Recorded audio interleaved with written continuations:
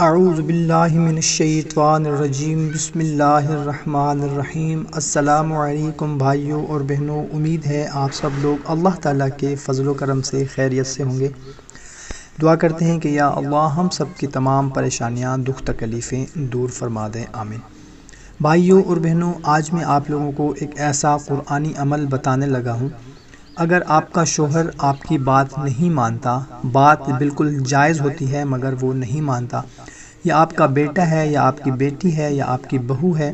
یا آپ کی بیوی ہے جو آپ کی بات نہیں مانتی، آپ جو بات کرتے ہیں وہ الٹا کر دیتی ہے یا وہ بات نہیں مانتی، یا آپ کسی جگہ پر کام کرتے ہیں، آپ کا کوئی آفیسر ہے، کوئی کولیگ ہے،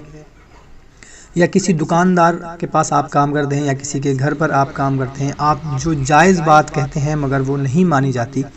تو اس عمل کو کرنے سے انشاءاللہ تعالی جو بھی آپ کی جائز بات ہوگی، جو بھی آپ بات کریں گے، انشاءاللہ تعالی وہ بات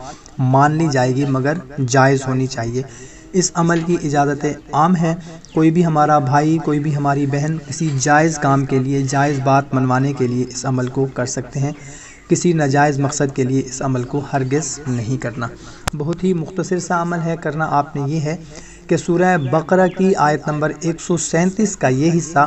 بسم اللہ الرحمن الرحیم، فَسَيَكْفِيكَهُمُ اللَّهُ وَهُوَ السَّمِيعُ الْعَلِيمُ، اس آیت کا یہ حصہ صرف آپ نے جب کسی کے سامنے جانا ہے تو پڑھتے رہنا ہے، اور اس کو لکھ کر کسی کاغذ پر اپنے بازو پر باندھ لینا ہے، اول و آخر 11 مرتبہ درود ابراہیمی پڑھ لینا ہے، اور اس آیت کو پڑھتے رہنا ہے ان کے سامنے جاتے وقت۔ انشاءاللہ تعالی آپ کی ہر وہ جائز بات مانی جائے گی جو کہ نہیں مانی جاتی،